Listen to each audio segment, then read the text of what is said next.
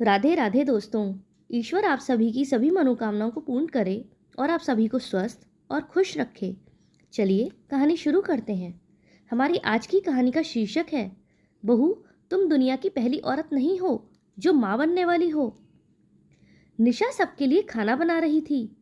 खाना बनाते बनाते अचानक ही निशा रसोई से बाहर चली गई। तभी उसकी सास की आवाज़ आई, अरे बहू कहाँ चली गई।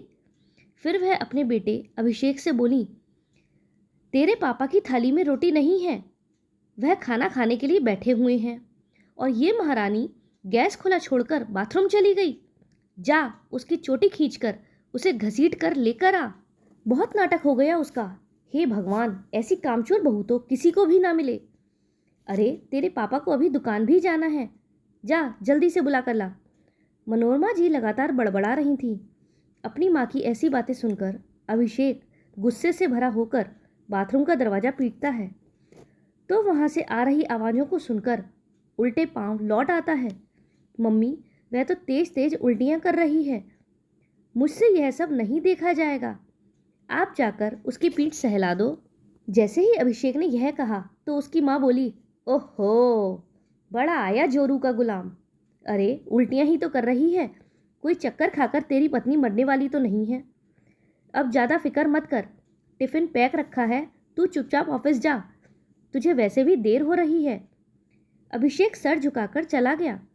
उसे अपनी पत्नी की फिक्र हो रही थी, पर वह अपनी माँ के डर से रुक नहीं सकता था। अभिषेक ऑफिस चला जाता है। अंबिका गरीब घर से आई हुई लड़की थी। उसकी सुंदरता देखकर अभिषेक उस पर मोहित हो गया था, तो मजबूरन मनोरमा जी को उन दोनों की शादी करानी पड़ी। लेकिन वह अपने घर से कोई भी दहेज लेकर नहीं आई थी, बस इसीलिए मनोरमा जी उसे चैन से जीने नहीं देती थीं। हर समय उल्टा सीधा बोलती रहती थीं और वह भी चुपचाप उनकी बातों को झेलती रहती थी। थोड़ी देर बाद अंबिका बाथरूम से निकलती है और कहती है, मम्मी जी, मेरा दिल कच्चा हो रहा है, घबराहट भी हो रही है, उल्टियाँ भी नहीं रुक रहीं, रोटी की गंध मुझसे बर्दाश्त नहीं हो रही है, मुझसे रोटियां नहीं बनाई जाएंगी, पता नहीं मुझे क्या हो गया है। अरे बहू, तू फालतू की बात का बतंगड़ बना रही है, कुछ नहीं हुआ, बस तू माँ बनने वाली है और क्या। और ये सब तो शादी के बाद होता ही है, कोई बड़ी बात नहीं है, चुपचाप से रसोई में जा, ढेर सारा काम पड़ा है। और माँ बनने वाली है तो ज़्यादा नखरे मत कर, तू कोई पहली बहू नहीं है जो माँ बनने वाली है। मैंने भी अपने 3 बच्चे जने हैं, पर मजाल कभी किसी काम से जी चुराया हो। अपनी सास के मुंह से ये सुनकर कि मैं माँ बनने वाली हूँ, एक पल को अंबिका के चेहरे पर खुशी आ जाती है, पर दूसरे ही पल सास के कड़वे बोल सुनकर उसका चेहरा उतर जाता है और वह रसोई में जाकर काम करने लगती है। वह लगातार उबकाई लेती रहती है और रोटियां बनाती जाती है। जैसे तैसे उसने रोटियां बनाई। उसका मन तो हो रहा था कि थोड़ी देर के लिए बिस्तर पर लेट जाए, पर बहू तो काम करती ही अच्छी लगती है, चाहे उसकी तबीयत कितनी ही खराब क्यों ना हो, चाहे वह माँ ही क्यों ना बनने वाली हो, आराम उसकी किस्मत में है ही नहीं। रसोई का सारा काम निपटाने के बाद अंबिका को बहुत तेज भूख लगने लगती है, पर उसका रोटी खाने का मन नहीं हो रहा था, कुछ चटपटा खाने का मन था उसका। इसीलिए वह डिब्बों में नमकीन ढूंढने लगती है। तभी उसकी सास रसोई में आ जाती है और फिर से चिल्लाती है, तेरे को 2 रोटी और सब्जी काफ़ी नहीं है जो नमकीन पर टूट रही है। अरे नमकीन मेहमानों के लिए रखी है, चुपचाप डिब्बा रख और जो मिल रहा है खा ले चुपचाप। कभी मायके में भी खाया है ऐसा जो यहाँ पर इतना चटोरापन दिखा रही है। अपनी जबान का चटोरापन काबू में रख, बच्चा पैदा कर रही है, कोई नया काम नहीं कर रही है। अपनी सास की बात सुनकर अंबिका की आंखों में आंसू आ गए, पर वह कुछ भी नहीं बोली और चुपचाप अपनी रोटी सब्जी लेकर बाहर आ गई, पर उससे वह खाई नहीं जा रही थी। बड़ी मुश्किल से मन मारकर उसने एक रोटी खाई और बाकी खाना ऐसे ही छोड़ दिया। मनोरमा जी और 10 काम बताकर खुद आराम करने चली जाती हैं। सारे काम निपटाकर वह अपनी सास के कमरे में जाकर कहती है, माँ जी, एक बार हमें डॉक्टर से मिलकर आना चाहिए, क्योंकि ऐसे में डॉक्टर की राय भी बहुत ज़रूरी है। तब उसकी सास उसे डांटते हुए बोली, तू कोई अनोखी माँ नहीं बन रही है, मैंने भी पहले 3-3 बच्चे पैदा किए हैं, मैं तो किसी के लिए भी शुरू में डॉक्टर को नहीं गई, जब तेरा 3रा महीना लग जाएगा तब दिखा देंगे। अंबिका अपनी सास से कुछ नहीं कहती और चुपचाप अपने कमरे में आ जाती है। फिर वह अभिषेक को यह खुशखबरी देती है और शाम को आते समय गोलगप्पे लाने को कहती है। अभिषेक गोलगप्पे लेकर आता है, पर मनोरमा जी घर में तूफान मचा देती हैं कि कभी माँ की पसंद की तो कोई चीज़ नहीं लाया और आज पत्नी के एक बार कहते ही उसकी पसंद की चीज़ ले आया है। तेरी पत्नी ने तो अभी तक बच्चा पैदा भी नहीं किया और मैंने तो तुझे पैदा करके इतना बड़ा कर दिया है। अभिषेक चुप हो जाता है। वह अपनी माँ से ज़्यादा कुछ नहीं कह पाता। अंबिका को तीसरा महीना लग जाता है, पर उसकी तबीयत ठीक नहीं रहती। तीसरे महीने में अभिषेक उसका चेकअप करवा कर आया था। डॉक्टर ने कुछ जांच लिखी थी, वह करवाने पर हीमोग्लोबिन कम आया था और कमजोरी होने के कारण डॉक्टर ने आराम करने को बोला था। पर मनोरमा जी के गले से ये बात उतर ही नहीं रही थी। वो हाथ नचाते हुए बोली, दोनों समय तो 4-4 रोटी खाती है, फिर कैसी कमजोरी है शरीर में? अरे मैंने भी तो बच्चे पैदा किए हैं, मुझे तो कभी कमजोरी महसूस नहीं हुई, कभी 2 घड़ी आराम नहीं किया। सुबह से लेकर रात तक चक्कर घिन्नी की तरह काम करती थी। पर आजकल की बहुएं एक बच्चा पैदा करने में ही ससुराल वालों को चक्कर घुमा देती हैं। ये खिलाओ, वो खिलाओ, बिस्तर पर आराम करना है इनको बस, और कुछ नहीं आता। पर मैं ऐसा नहीं होने दूंगी। देख अंबिका, तू पेट से है और इस परिवार को बच्चा देना तेरा फर्ज है। इसीलिए तू तो हमें बस एक अच्छा सा गोलू मोलू सा लड़का पैदा करके दे दे बस। अरे इसीलिए तो तुझे ब्याह कर लाए हैं। और तू हर बात में अभिषेक को क्यों बुला लेती है? बच्चा तुझे पैदा करना है, अभिषेक को नहीं। उसे तो दुकान का काम करने दे, तभी तो घर चलेगा और तुझे रोटी मिलेगी। अंबिका भी अपनी सास के सामने कुछ नहीं बोल पाती है और अभिषेक भी माँ के आगे कुछ नहीं बोल पाता। एक दिन अंबिका सुबह रसोई में सलाद काट रही थी और फिर प्लेट में लेकर खाने लगी तो सास ने हाथ रोक लिया। बोली, अरे सारी सब्जियां तू ही खा जाएगी तो पकाएगी क्या? मम्मी जी, अब मुझे 6ठा महीना लग गया है और डॉक्टर ने खूब सलाद खाने को कहा है। पहले तो उल्टियों की वजह से मैं कुछ खा नहीं पाती थी, पर अब मुझे बहुत भूख लगती है और बच्चा बढ़ने की वजह से मेरा वजन भी बढ़ रहा है। तो डॉक्टर ने कहा है कि रोटी कम खाओ और सलाद और फल ज़्यादा खाओ। ये सुनकर मनोरमा जी गुस्सा हो जाती हैं। ऐसे कौन से डॉक्टर के पास जाती है जो ऐसी बेकार की राय देती हैं? अरे हमने भी रोटी खाकर ही आराम से बच्चे जने थे, तुम लोगों के तो बहुत नखरे हैं। फिर रसोई की तरफ नज़र दौड़ाई और फिर उसे ताना मारते हुए बोली, वाह, पूरी रसोई बिखरी हुई है और महारानी को सलाद खाना है। ये सब छोड़, पहले रसोई तो संभाल ले, बर्तन निपटाकर रात के खाने की तैयारी कर ले। हम क्या भूखे रहेंगे? अंबिका की आंखों में आंसू आ गए तो वह अंबिका से बोली, अंबिका, हर बहू का फर्ज होता है कि वह ससुराल में सास ससुर की सेवा करे और उन्हें समय पर खाना बना कर दे। पर मैं आजकल देख रही हूँ कि तुझे बहुत आलस आता है, काम भी धीरे धीरे करती है, जरा भी काम पर ध्यान नहीं है तेरा। अरे तू दुनिया की कोई पहली बहू नहीं है जो माँ बन रही है, सिर्फ अपना और अपने बच्चे का ही ध्यान रखती है। सास ससुर की तरफ तो तेरा जरा भी ध्यान नहीं है। ये कहकर मनोरमा जी पाँव पसार कर सोफे पर बैठ जाती हैं। अब अंबिका का वजन भी बढ़ गया था, पैरों में सूजन रहने लगी थी।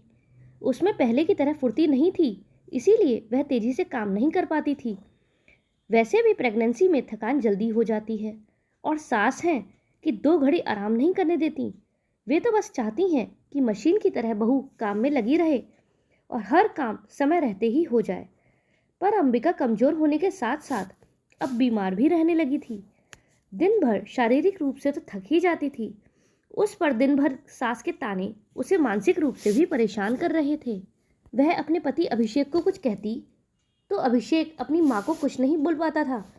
वह बस कमरे के अंदर ही अंबिका का साथ दे पाता था। अंबिका को अब 7वां महीना लग गया था। अब वह और भी ज़्यादा परेशान रहने लगी थी, रात भर सो नहीं पाती थी। उसकी सुबह के समय आँख लगती थी तो लगभग उठने का समय हो चुका होता था। इस वजह से उठने में उसे थोड़ी बहुत देर हो जाती थी। अब तो मनोरमा जी उसे रोज देरी से उठने का ताना देती और फटकार लगाती थी।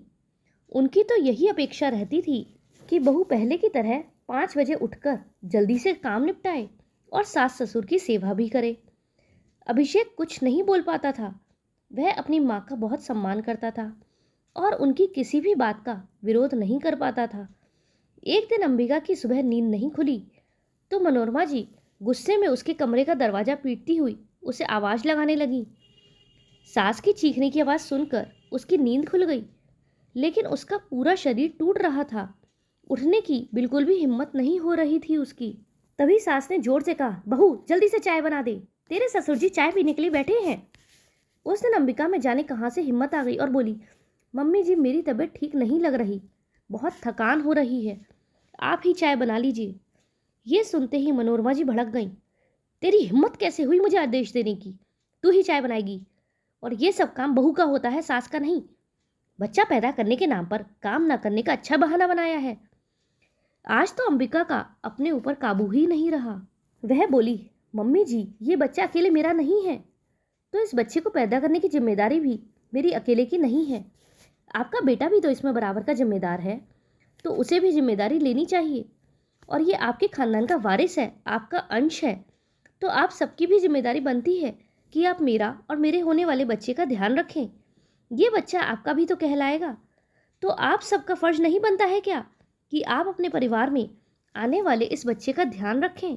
इसको लाने की सारी पीड़ा तो मैं सहन कर लूँगी, पर आप जिस तरह की मानसिक और शारीरिक पीड़ा मुझे दे रही हैं वह मुझसे सहन नहीं होती। अब आपका बेटा अगर कुछ करना चाहता है तो आप उसे करने नहीं देती हो। ये बच्चा मैं अपने मायके से नहीं लाई हूँ। आपको ये समझ में क्यों नहीं आता कि जब बच्चे की माँ तकलीफ में रहेगी तो होने वाला बच्चा कैसे स्वस्थ रहेगा? माँ के तनाव का असर बच्चे पर भी तो पड़ेगा ना। माँ खुश नहीं रहेगी तो बच्चा कैसे स्वस्थ होगा? मम्मी जी मैं मानती हूँ कि आपने भी बच्चे पैदा किए हैं, आपने भी बहुत कष्ट झेला होगा।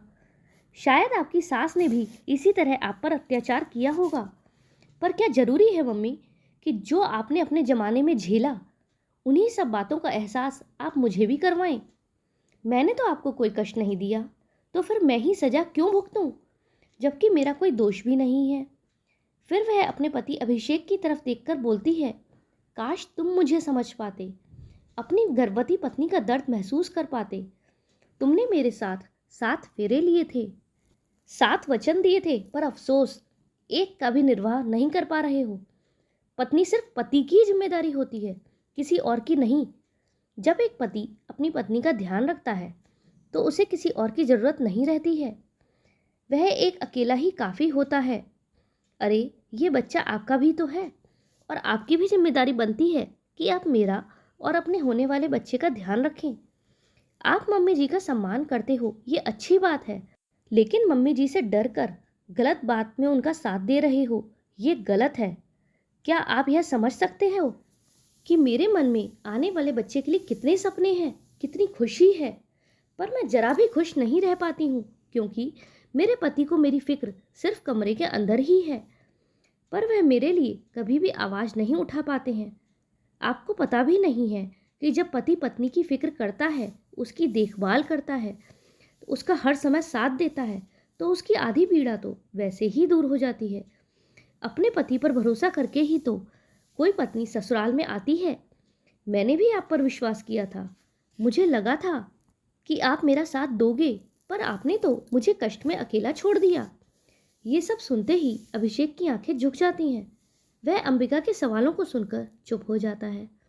मम्मी जी मैं तो ये मानकर आई थी कि आप मेरी माँ समान हो, इसीलिए आपका हर समय कहना माना, आपके अनुसार हर काम किया, पर मुझे क्या पता था कि मेरी माँ ही मुझे इतने ताने और दुख देंगी। बहू घर के लिए सब कुछ करती है, फिर भी उसके नसीब में ताने और लताड़े ही क्यों आते हैं?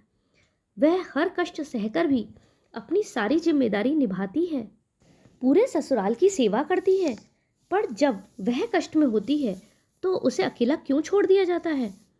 मनोरमा जी और अभिषेक के पास अंबिका की बातों का कोई जवाब नहीं था, लेकिन आज मनोरमा जी को भी एहसास हो रहा था कि वह अपनी बहू के साथ बहुत गलत कर रही हैं। तब उन्होंने अंबिका से कहा, अंबिका तुम ठीक कह रही हो, मुझे माफ़ कर दो। असल बात तो ये है कि मेरी सास ने भी मुझे बहुत दुख दिए थे, मुझे बिल्कुल भी आराम नहीं करने दिया था, तो मुझे लगता था कि वही सब मुझे तुम्हारे साथ भी करना चाहिए, लेकिन अब से ऐसा नहीं होगा। अब मैं भी तुम्हारे साथ मिलकर काम करूंगी। और अभिषेक तुम भी अपनी पत्नी का ध्यान रखा करो, क्योंकि बच्चे की जिम्मेदारी अकेली अंबिका की नहीं बल्कि पूरे घर की है। अंबिका, हमें माफ़ कर दो। आगे से तुम्हें शिकायत का कोई का मौका नहीं मिलेगा और अब तुम आराम करो। मैं तुम्हारे लिए यहीं कमरे में चाय भिजवाती हूँ। ऐसा कहकर मनोरमा जी चाय बनाने के लिए चली गईं। दोस्तों, आपको यह कहानी कैसी लगी कमेंट में ज़रूर बताइएगा। अगर पसंद आई हो तो वीडियो को लाइक और शेयर करें और चैनल पर नए हो तो चैनल को सब्सक्राइब करें। साथ ही बेल आइकन भी दबाएं जिससे आगे की कहानी भी आपको आसानी से सुनने के लिए मिल सकें। चलिए मिलते हैं अगली कहानी में। हमारे साथ अंत तक बने रहने के लिए धन्यवाद। जय श्री राधे।